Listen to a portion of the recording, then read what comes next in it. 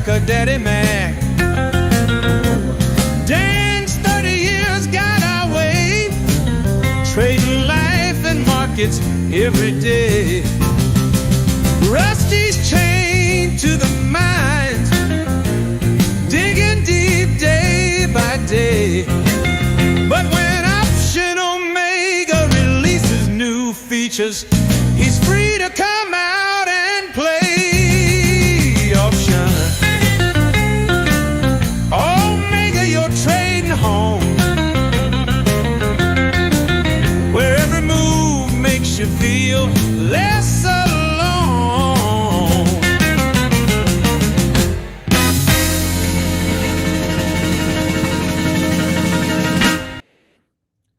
It was the week before Christmas, all through the house. I'm at Grandma's house today again, Dan. And nice. I was telling Dan right before the show, everybody, this is going to be an epic sneeze day. You ever wake up in the morning, you knock like 15 of them out real quick. You think, goodness gracious, this is going to be a special one. And they get going. And it's also like certain seasons where it'll be in the middle of the night or when you wake up. Maybe this is a case of getting older, just the blowing your nose sometimes. It's like, sometimes I've thought about how much is in there. It's like you just blow your nose 33 times. How much, the head's only so big. The nose. I know. I mean, how much can there be? I know. I've gone through that in my life with this old big schnoz of mine. Big schnoz. Those years of just like how I'm producing snot more than I can blow. I know, isn't it? It's like factory in there. It's crazy. Here's a question for the morning, Troy. You're at Grandma's house. Did you have gravy and biscuits yet, or no? Not yet. No. Listen, I was so Mama, and I'm just gonna, it's a personal show. It's a family show. Yeah. I pronounce it Momo. I like that. Momo and Papa. Raised me in a lot of ways. My mom worked her butt off at night. Grandparents were there to help after school, before school, all that stuff. And so, pay it back as much as you can. Spend time with the people who invested in you when they were younger. Don't just put them in a nursing home. That's my oh yeah. The more you know information for the day. But two things: she would cook me food to death. She would feed me to death if she could. And so I have to put rails on it. Like our tests, I have to put rails on it sometimes and say, hey, I'm not hungry, Mom. Thanks for your offering. Yeah. Because otherwise it's like grandmothers, if you go through the eyes of a grandmother to a grandson or something, you can never have enough food in you or enough weight on you. It's like babies, unless the baby is just like, chub all over the place. Grandmother's like, what's wrong? Aren't they eating? You're starving. Yeah. You're starving them. Yes. I mean, she made me biscuits and gravy last week, and I came out and she had made 8 biscuits for me. 8 biscuits. Yeah. And I ate 2, and she said, go get you some more biscuits. I said, I can't. I can't. I'm old enough now to where it's not just like when you're a kid, you're like, it's just you. And then your grandparents or like your parents like, eat more. But when you reach a certain point, like you have doctors involved that are like, tell her stop. Yeah.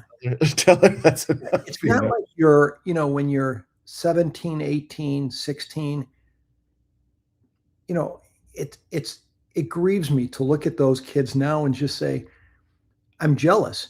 You can eat anything you want and you're still losing weight. Or whatever. Dan, listen. If we even look at food, it's like I could eat.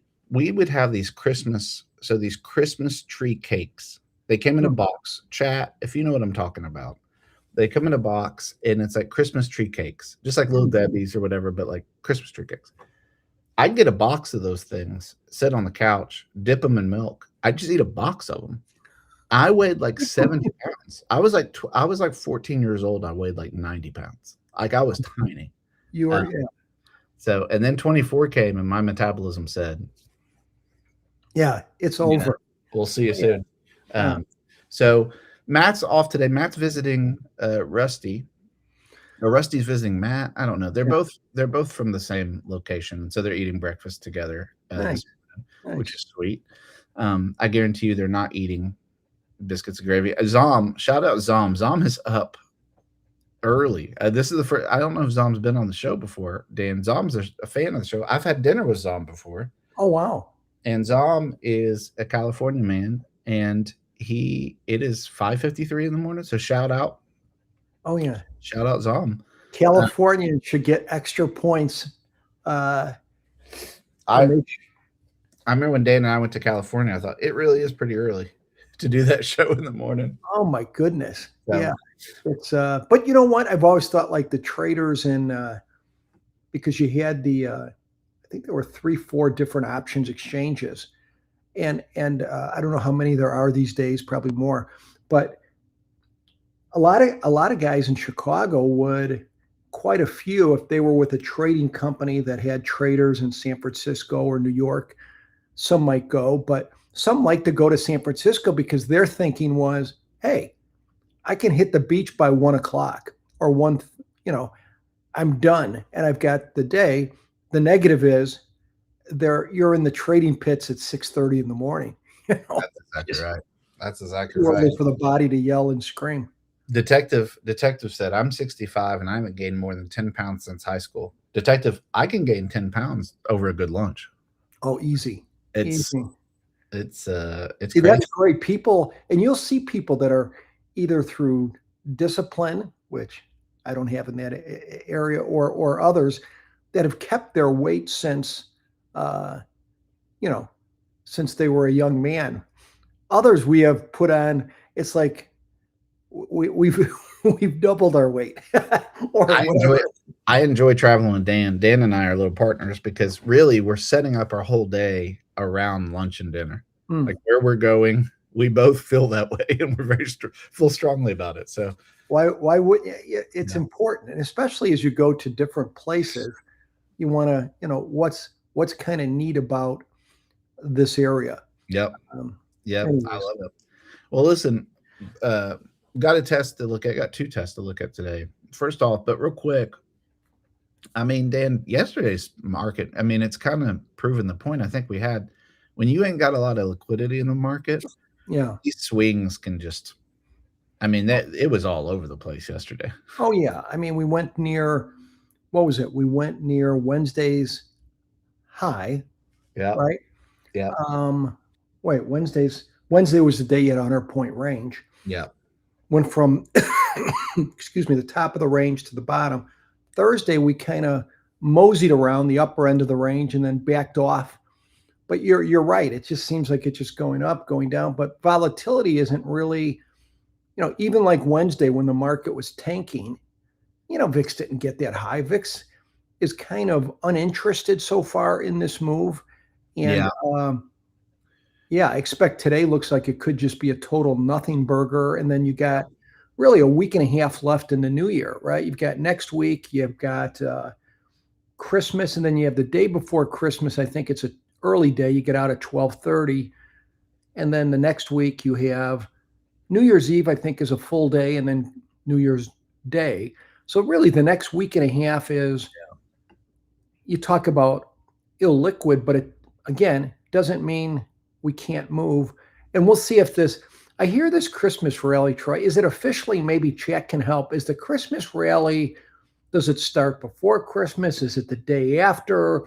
And I'd like to know historically, what are we talking with the Christmas move? Are we talking even 1% move, which would be 60 points? Or are we talking, does anybody keep up with that? I don't. In my professional trading career, and I'm not a professional, I'm just a trader, but I have never seen a Christmas rally. I don't think.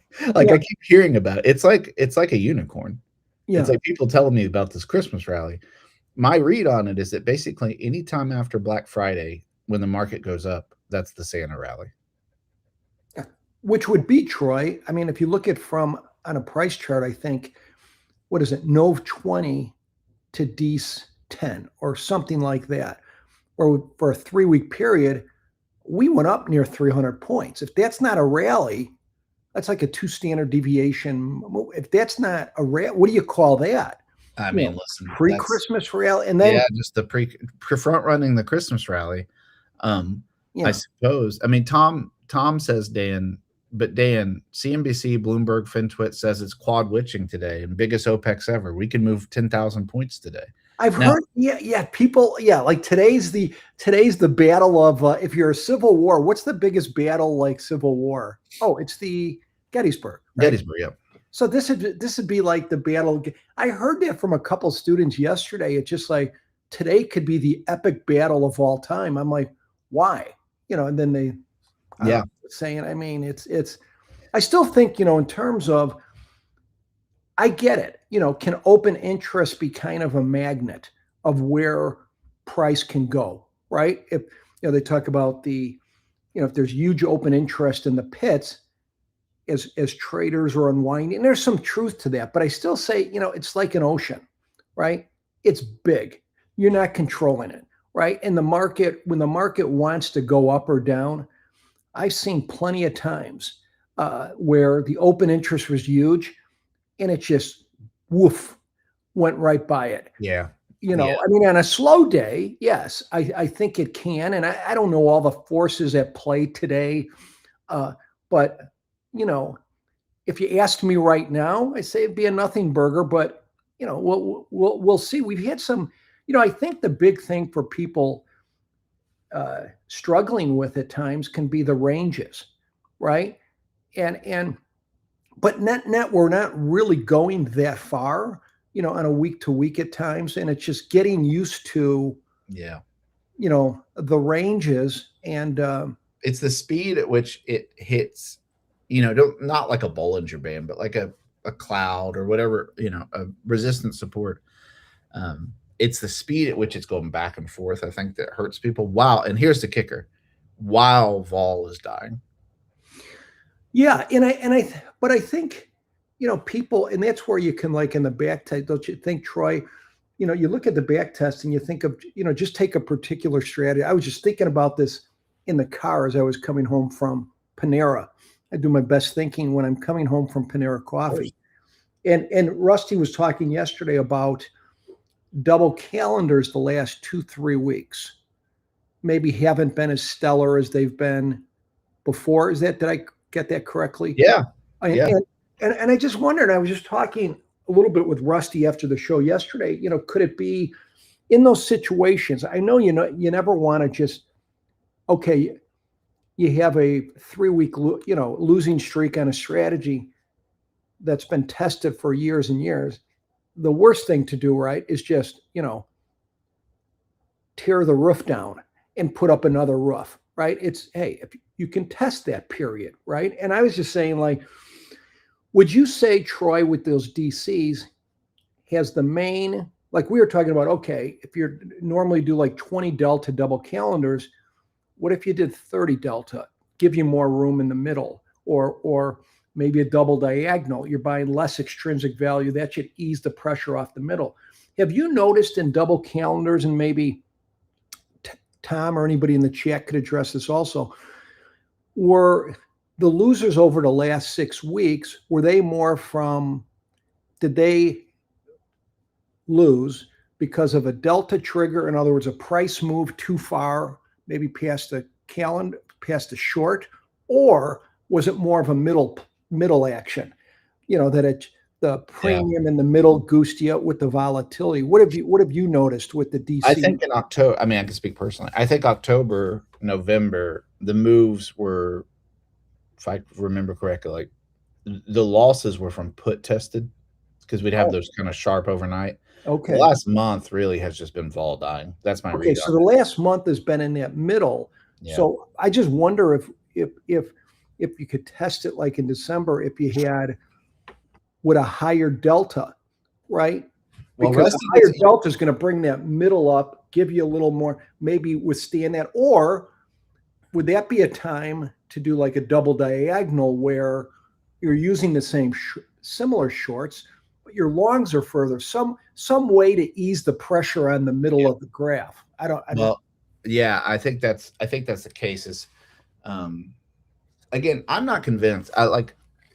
I'll be real honest. And usually I'm lying my teeth off. I'll So be really honest. this is a special Let me moment. tell you something. Yeah, let me be honest with you. Yeah, I love that expression. Yeah. I think my read on it is that there are just times where vol dies and you just get crushed. And I think the only way really to mitigate that at all is deltas getting higher during that period. So if you trade a 20 delta, trade a 30 delta. If you trade a 30 delta, trade a 40 delta. That's the only way I can do it. But then my mind, because my mind is warped and broken and all that stuff, I go straight to well, if I'm going to do that, I want to do like double diagonals or something. And that's like, can you hear me? Now I can. Yeah, I didn't know if it was me or you or. I think people are trying to kill me because I said double diagonals. I think people are trying to kill. Well, then we don't have to say double diagonals. You could just say higher delta with the DC. Yeah. I know. I should have stopped there, but I mean, I have a theory that there's just sometimes that double diagonals outperform, and if I could, people are like, well, just do it in the test, just test. If I could test it, I do, and I have found some double diagonals that outperform, but I'm not going to show you those because of the risk involved in it. But I do think that it's not as simple as that, because if you could find a time to just switch DCs to double diagonals, we'd all be really happy, right? But but you can test Decembers, right? You can test Decembers. It's because obviously, let's look at it this way. Let's say you do a 20 delta double calendar. The foundation is a short strangle. If we said, would short strangles at a 20 delta in the last 4 weeks work? You'd say, sure. Or the last month or whatever. I want to show you that here in a second.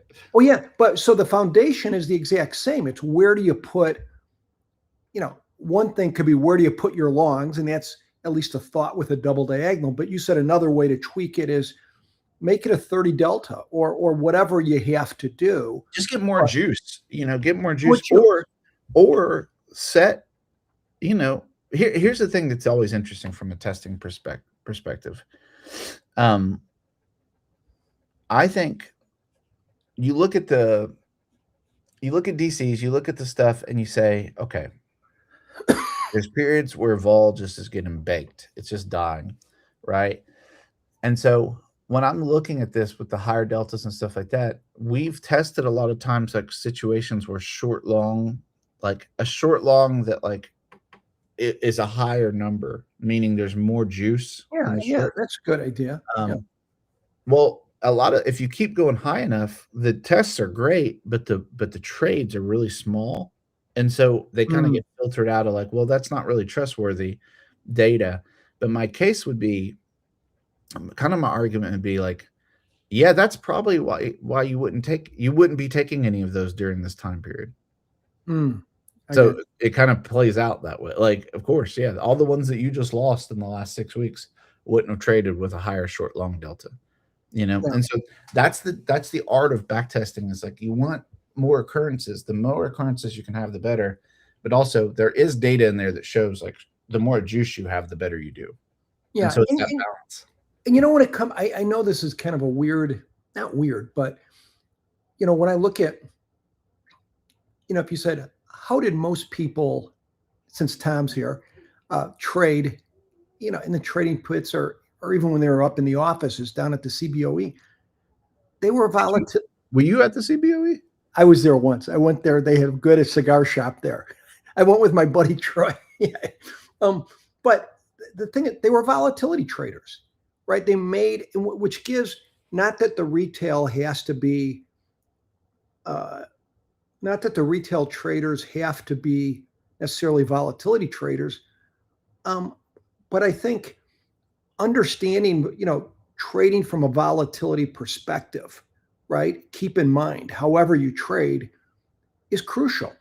I mean, that's how you make I still make, most decisions on trades. I mean, you can argue duration comes into play, whether you're 0 day, you might, a 0 day iron condor, you might have different considerations than a 30-day iron condor or a 20-day double calendar versus a 2-day.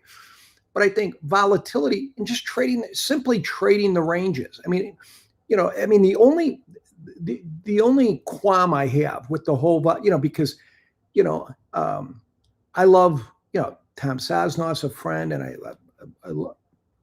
love them. And I think at Tasty, they would have what is it, Troy? The volatility percentiles, right? The Ivy rank. What do they call it? The Ivy rank. Yeah, Ivy rank, and I think is a wonderful indicator to give you when something's in the high end of the vol. But to me, if something's in the high end of the vol, why? Right? Could there be a reason? Like if it's stocks, its earnings is coming, right? Which means it's may not be range bound. Yep. Number two, if it's an SPX and it has a high IV percentile, it means the market's getting hammered, right? Yep. So I think for me, it's, if you're just looking at IV rank, I want to look at stability, right? Okay, if it's a stock and it's high IV rank, why? If it's earnings, you have to take that in consideration. If it's SPX, that means we're tanking. I want some stability, because if you just sell high vol every time it gets high, you're going to get caught one time when the vol goes from, I think the famous one in the COVID vol. Yeah, you could sell vol at 20, at 30, at 40, at 50. Right. You're out of business at 60. You're further out of business at 70. Yeah. So wait till it stabilizes. Anyway, I agree. We have some tests today. Is that right? Well, I do. Yeah, I've got a test that's the exact opposite of a double calendar. And right. So this is one, I don't know if we've looked, I'm sure we maybe have looked at a version of this before, but I was just playing around with some stuff yesterday, and I thought it'd be interesting to show. I don't even know if this is a good test or not or anything. Don't use this. Don't trade this. I'll share it, but this is just for fun purposes. But I give you the repeating condor. Dan had talked about yesterday at the beginning of the show, into the show, and I didn't have time to test it, but this idea of like separating out DC legs. So I thought to myself, well, what happens if you just separate out condor legs, right? So this is a 25 delta.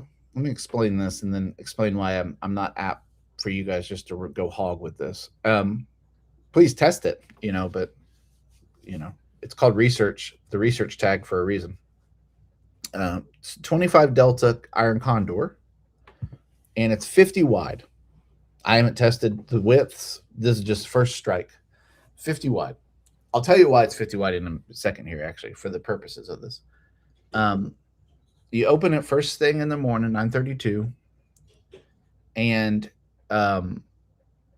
you are using one contract in this test. So you would definitely want to test different allocations, right? Before you traded this, you would want to know, where does this test go bad? Things like that. There's two caveats to this. So basically, the only way you get out of this is you exit the put side when the short put is tested. You exit the call side when the short call is tested. Does that make sense, Dan? So you just take that side off, leave the other side on. And here's the kicker. You think to yourself, well, in 3 years, how did you get 7,400 occurrences? Because every time that one side is exited, we're going to re-enter the trade. Another complete new trade. A complete new trade. And so if you look at it, just to kind of show you December 17th, right? So wow. So 9:32, you put the put and the call on, right? So you have basically a condor. Altogether, you've collected, 1,200 basically, a little over $1,200. Okay. So how this works is you basically say, okay, this got out at 10:39. The put was tested. Okay.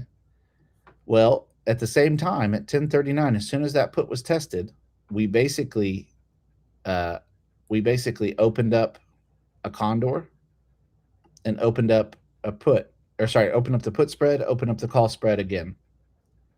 right? Mm-hmm. And so you just basically are doubling, putting. So the way that works is you're gonna have two on. You're gonna have two to the side that hasn't been tested on Yeah. as that gets tested. Yeah.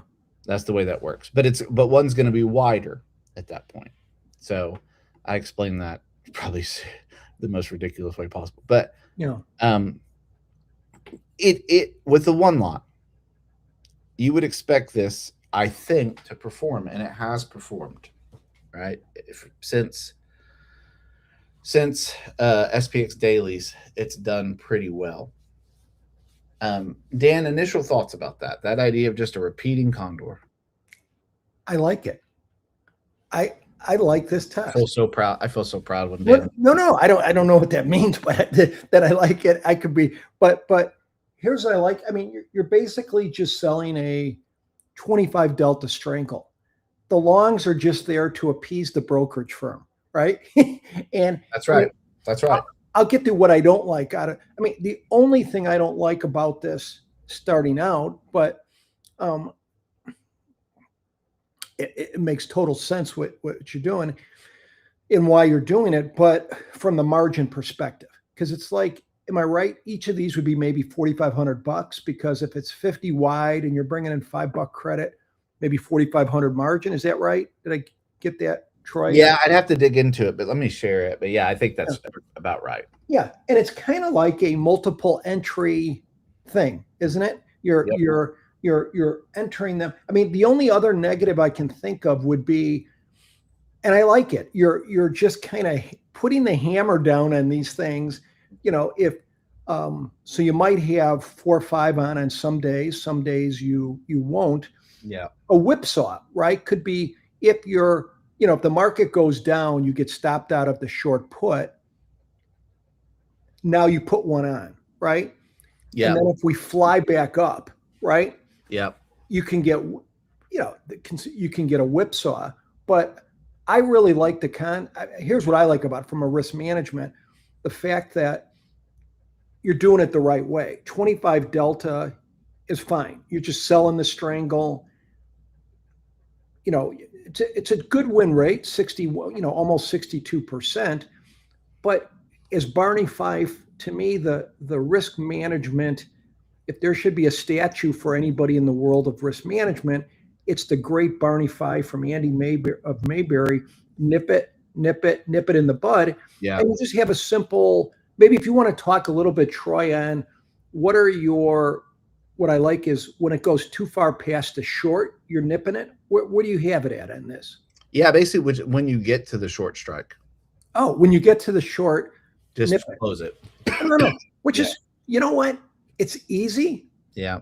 It's perfect. And you're basically saying that is you're addressing the risk here. It's not, there's no premium risk like a double calendar, right? I mean, yeah, you could say I'm not going to do it unless I get a certain credit, but I absolutely like, you know what, Troy, because of the risk management that the software can do, I would do this. But the only thing I might do would be test it to see how narrow I could go, like limbo, right? How low you can go, how low you can go without destroying the back test. And I don't know. Yeah. Did you play with that at all? No, I haven't. It was a newer. I did this about 5 p.m. yesterday. Good Origami Man caught me because we don't have Matt the Punisher here. I put 10-cent slippage entry and exit, and obviously it goes down quite a bit from there. I don't know what you get realistic. I mean, it's one of those things where you kind of have to test it because I don't know what you would get, but. You'd almost get better execution. I hate to say it. You'd almost get better execution if you just did the strangle, but you don't. Well, and I'll show you. So I'll show you one thing, and I agree completely. This is not that I would promote short options. Obviously. Yeah. So this is a portfolio, and there's 2 strategies in this. The first strategy is our repeating condor that we just looked at. Okay. The second strategy is a losing strategy. And what this is you buy a long strangle early in the morning, right? Same delta. So just Yeah. Now I messed that up, and that's partly why the thing is that should be a interesting. This actually makes me feel a lot yes, better better. because Okay. yesterday at 5 I was like, have I lost my mind? Why wouldn't that work? My theory, Dan, is what I would like to test, and this is going to take some more time. Maybe next week we'll continue it. I want to look at basically, could we substitute those 50 deltas, those 50 wide longs for a 1 day 25 delta strangle? Oh, I love it. Keep that strangle on all day. That's a ride or Absolutely. die. Right. You're just using that for capital, for Are you margin. teasing us or did you test it? I haven't tested it. Well, I Oh, I thought I love had tested it and had lost. So Well, now I you love called it. It's not a 0 day. Yeah, I love that idea, testing getting playing with the 1 day because you can Yeah. Oh boy. cheaper. Speaking of Yeah. From the wild blue yonder. Let's just do an update real quick. How's Rusty doing in Indiana? He is not happy with the weather here. And it is cold. And that's the update. And more important, where did you can you share where was the breakfast? Chick-fil-A. Oh, that's a good. Did you get the Equidistant from our locations. Oh, okay. Okay. It Was that at a warm. mall, Matt? It was not. It's a standalone. Interesting. Okay. Just like the best Chick-fil-A's. And it was descended on by an entire high school class mid-meal. But we outlasted them and solved the markets at the same time. So how are the markets? I haven't even looked at futures. Up 12. Looks Pretty quiet. Yeah, I don't know. Looks anemic. Well, we did someone defended your honor. I see good origami man. Thank you for the shout out. I see it. Yeah, he made me put more slippage on a test we were looking at. Oh And boy. What ticker was it on? Well, it's SPX and Okay. it's a repeating condor. So I added 10-cent slippage entry and exit. Yeah. I mean, I use 35 from my 0 DTE short premiums. That would definitely kill this test. But this is an interesting. This is a side note. This is an interesting little intervention. Have you found by chance any 0 day premium selling that you like?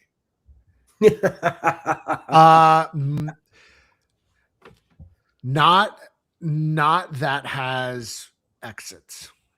Okay. Ride or die is different. But there's a longer conversation, which I would love to have with the community. And I should probably do this myself on another show, but talk about using 1 minute data with a lot of slippage instead of using intraminute data with a medium amount of slippage. There was an interesting discussion on the Discord about it. So this is 25 delta 50 wide. It's just the old repeating condor. It's the old repeating condor. And I like to give people some hope as they've lost all their money in long premium the last 30 days to say there always are strategies that are working. There's always a strategy working. Yeah. So you look at the last 30 days of just selling premium, But Matt, what Troy mentioned is the second part of this. He was saying, okay, what if I maybe for a future test or something, because this is 50 wide. 50 wide. What if instead of making it 50 wide, he went out to just a 1 day and bought a 1 day? What was it? 25 strangle, Troy? 25 delta. Yeah, that's the part that I got to figure out because I can't find a winning one. But here's when you buy it. Are you saying calendarize it? This is something we've talked about in the community before. I mean, I don't think this is. I used to do this 7 years ago, and I called it I don't know why I called it this, but I called it a Trojan condor, like a Roman centurion. Yeah. but I used to do it pre-back testing. This was something I would do is I would do like a version of this that's like an iron fly, but the Okay. longs were one day out. Okay. And the theory I want to test is instead of using the longs on that condor, could we Okay. substitute the longs for 1 day long strangle, or long Okay. straddle, or something? Right. And Right. Different deltas or same deltas?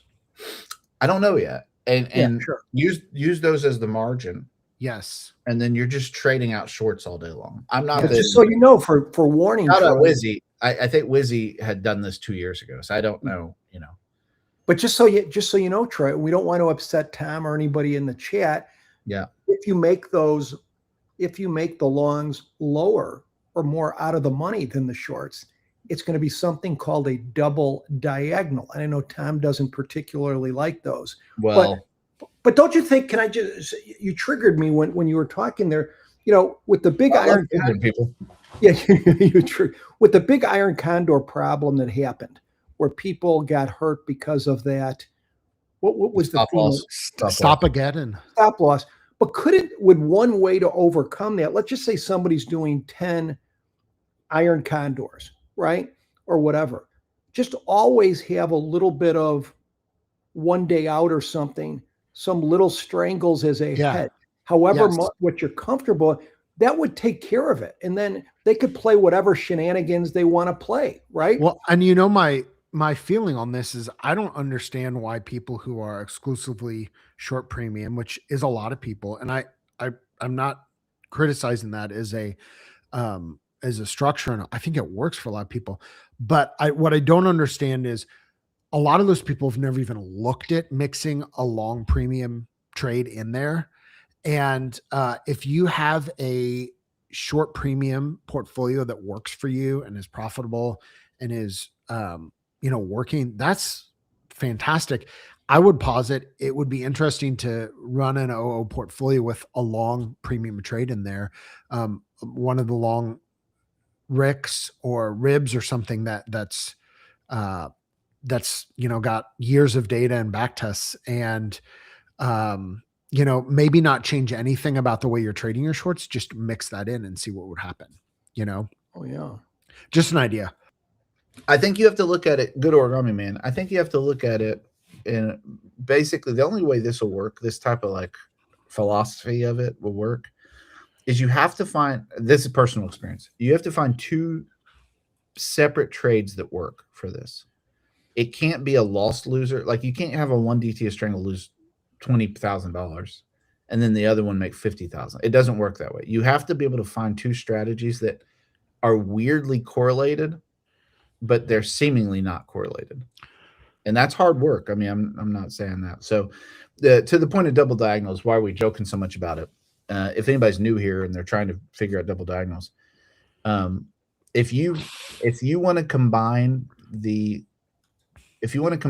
absolute crushing nature of getting hurt on short premium with the crushing nature of losing vol as it's dying, boy, then double diagonals are for you. But there's also trade-offs that are positive. That's what we're trying to say as well. Yeah, and I think it's just getting used to, again, when you think about the short strangle, right? That's the foundation of an iron condor, double diagonal, double calendar. Yeah.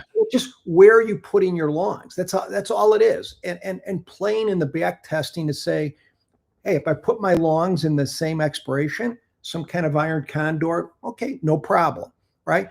Put my longs further out, but move them, and just be open. I'm not saying that's the way to go, but we're used to, I do think double calendars are they were talking about a boxer that just retired. And they said, I love when they say this, best pound for pound boxer that ever lived, Terrence Crawford or something. Well, I think double calendars, pound for pound, out of strategies connected with the short strangle, are the best strategy, double calendar, in terms of yield and everything. I do. I really believe it.